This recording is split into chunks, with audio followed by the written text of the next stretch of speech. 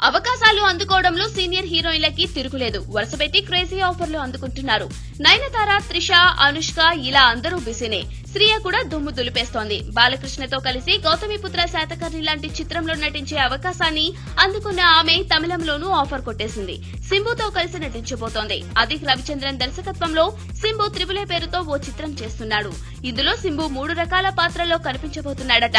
అందులో middle age తో కూడిన పాత్ర సరసన శ్రియని ఎంపిక చేసుకున్నారని సమాచారం. మొదట ఆ పాత్ర కోసం త్రిషని సంప్రదించారట. అయితే త్రిష, సింబులు ఇది వరకు కలిసి 2 సినిమాల్లో నటించారు. శ్రియ మాత్రం ఇప్పటిదాకా సింబుతో కలిసి నటించలేదు. వాళ్ళిద్దరైతే జోడీ కొత్తగా ఉంటుందని భావించిన చిత్ర బృందం శ్రియని సెలెక్ట్ చేసుకున్నట్లు తెలిసింది. కాస్త ఓపికగా నిరీక్షిస్తే ఎంతటి క్రేజీ ఆఫర్లు అందుకోవచ్చో సీనియర్ భామల ప్రయాణాన్ని గమనిస్తే బాగా అర్థమవుతుంది.